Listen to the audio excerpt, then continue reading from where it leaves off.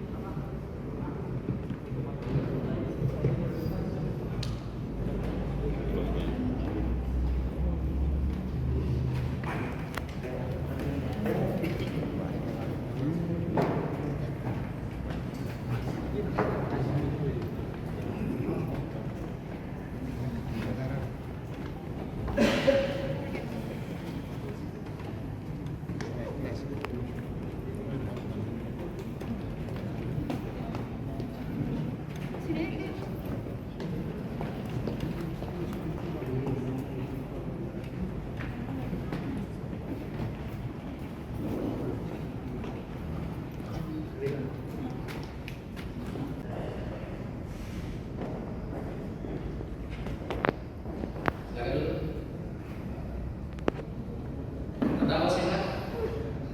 Siap mengikuti persidangan ya. Baik.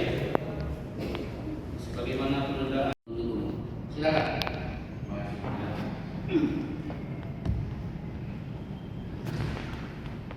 Kejaksaan Republik Indonesia, Kejaksaan Tinggi DKI Jakarta, Kejaksaan Negeri Jakarta Timur, demi keadilan dan kebenaran berdasarkan Tuhan yang Maha Esa, mendapat atau tanggapan penuntutan terhadap nota keberatan tim penasihat hukum terdakwa dalam perkara atas nama terdakwa Yuda Alfardi. Majelis Hakim yang kami muliakan, penasihat hukum terdakwa dan terdakwa yang kami hormati dan sidang pengadilan yang terhormat. Pertama-tama dan yang utama, dan marilah kita bersama-sama memanjatkan puji dan syukur kehadirat Allah Subhanahu wa Ta'ala karena berkat taufik dan hidayah yang kita diberikan kesehatan yang kita semua dapat hadir dalam persidangan yang mulia ini.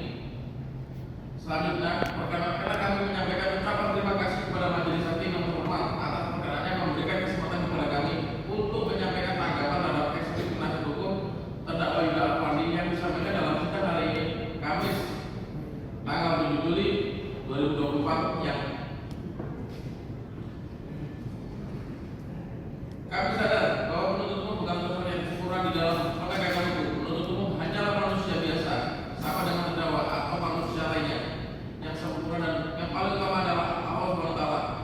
Sebelum membahas eksepsi dari penasihat hukum terdakwa Yuda Alfardi, terlebih dahulu perlu kiranya kita registrasikan beberapa hal yang berkaitan dengan syarat-syarat surat dakwaan dan eksepsi sebagaimana diatur dalam bab dan perundang-undangan lainnya. Dengan maksud dan tujuan agar kita semua selaku penegak hukum senantiasa bertindak di atas landasan hukum yang tepat dan benar.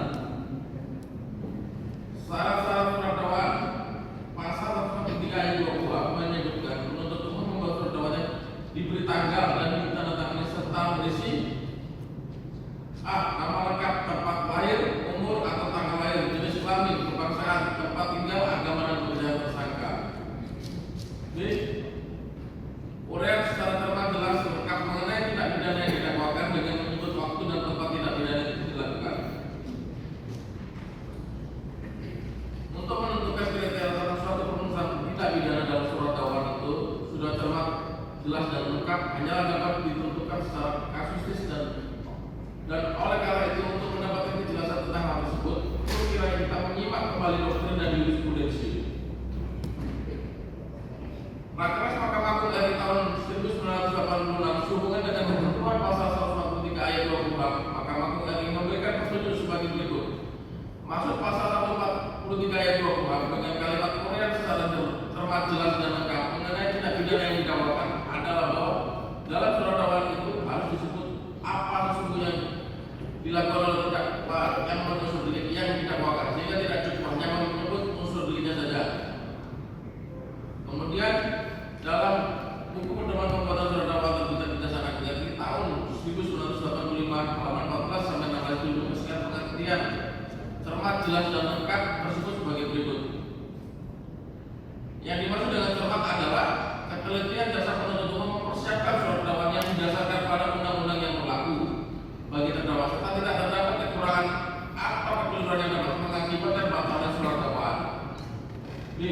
Yang dimaksud dengan jelas adalah penuntut umum harus mampu merumuskan unsur-unsur delik yang didakwaan sekaligus memadukan dengan perbuatan material fakta yang dilakukan oleh terdakwa dalam surat dakwaan. C. Yang dimaksud dengan lengkap adalah uraian surat dakwaan harus mencakup semua unsur-unsur yang ditentukan undang-undang secara lengkap.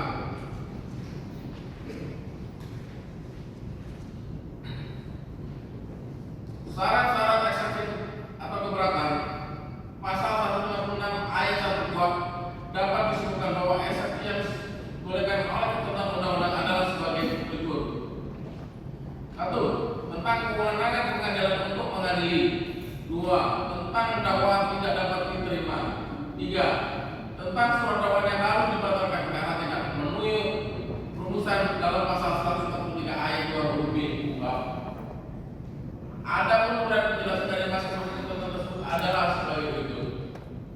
Tentang kewenangan pengadilan untuk mengadili, bahwa kewenangan kompetensi pengadilan untuk mengadili ini menyangkut dua hal, yakni kompetensi absolut, yaitu mengenai peradilan apa yang berwenang untuk mengurus dan mengadilinya, serta kompetensi relatif, yaitu mengenai peradilan di mana yang berwenang untuk mengurus dan mengadili. Tentang dakwaan tidak dapat diterima, bahwa pengertian dakwaan tidak dapat diterima tidak diatur oleh ketentuan undang-undang. Oleh karena itu kami mencari di dalam doktrin hukum pidana menurut pemilihan suatu dakwaan dinyatakan tidak dapat diterima apabila di dalam suatu perkara yang merupakan delik aduan, namun ternyata dalam proses pengajuan persidangan tidak disertai dengan pengaduan, atau delik dilakukan pada waktu dan tempat di mana ketentuan undang-undang pidananya tidak berlaku, atau hak menuntut hapus dengan alasan antara lain teknis hidup, daluarsa dan terdakwa meninggal dunia dan seterusnya, yang dengan kata lain syarat-syarat pengajuan penuntutan tidak terpenuhi. Perlu dicatat di sini, apabila suatu perbuatan bukan merupakan tindak pidana, maka putusannya bukan tidak dapat diterima, melainkan putusannya lepas dari segala tuntutan hukum atau onfah, dan hal ini sudah menyangkut putusan terhadap pokok perkara. Tentang surat dakwaan yang harus dibatalkan karena tidak memenuhi rumusan dalam pasal 143 ayat 2 huruf B KUHP. Jadi jangan lupa untuk subscribe Cumi Cumi. Ditekan ya tombol lonceng merahnya.